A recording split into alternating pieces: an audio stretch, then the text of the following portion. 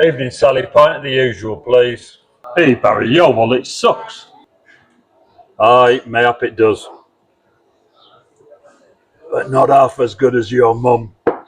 And that, ladies and gentlemen, is why where I come from, we generally try to avoid beginning casual conversations with your anything sucks. Now, in all fairness to Ridge and the like, their influencer-led ad campaigns are clearly working extremely well, because you can't move for those ads on YouTube right now. They're like pigeons round a dropped kebab. And honestly, I actually understand why minimalist wallets became so popular in the first place. Back in the 2000s and early 2010s, people were carrying cash, multiple credit cards, loyalty cards, business cards, and lest we forget, the Blockbuster membership card. So, along comes the minimalist wallet movement saying, all right, folks, enough of this BS. And honestly, back then, fair enough. But for right now, I'm coming to the conclusion that many of these modern carry systems are highly sophisticated one-trick ponies, hyper-optimized for a world that is quietly disappearing. Because the fundamental assumption behind many of these ultra-minimalist card-popping wallets is that carrying physical cards is still central to modern life. But increasingly, it's just not. Ironically, while the hyper-minimalist wallet movement was really exploding during the 2010s, in parallel a whole load of other stuff was going on in the payment space. Google Wallet launched back in 2011, Apple Pay arrived in 2014, contactless payments exploded throughout the late 2010s, and now people increasingly pay with phones, smartwatches, banking apps, and direct phone-to-phone payment platforms. Even loyalty and members cards are increasingly disappearing into QR codes and apps. My petrol station, they've got an app. Costco, also an app. In Spain, where I live now, I can already carry my driving licence and national ID digitally on my phone, and a Guardia Civil policeman is obliged to accept both. And business cards started going that way even earlier. There was a time when sleek metal business card holders were considered peak professionalism. Now half the time, networking goes, I'll connect to you on LinkedIn. Or people just bump their phones together to swap details like two technologically advanced trout. So the odd thing is, just as society becomes less dependent on physical cards, the EDC world appears to be becoming more obsessed with ultra-specialised card carriers, and that's really twisting my melon. So my wallet is not really a card wallet, it's more like a soft compartmentalised utility pouch doubling as a wallet. I still use one of these old school leather zip jobs that a couple of viewers have had the gall to call a purse. But I carry this not because I'm anti-tech, quite the opposite in fact. It's because so many traditional wallet functions are moving to the digital world that I now value flexibility more. This thing has no fixed ideology. There's no cards go here and only here, it's just compartments. You decide what matters.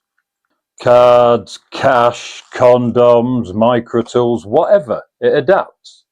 And because it's soft-sided, it also conforms properly in the pocket instead of behaving like a hard-cornered titanium urologist trying to examine you every time you sit down.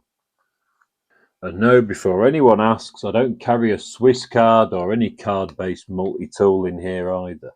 Because while I think the Swiss card is incredibly clever, it's still ultimately built around rigid card-shaped architecture. And once you move away from the idea that your wallet's primary purpose is carrying flat cards, a Swiss card in here starts making less sense too.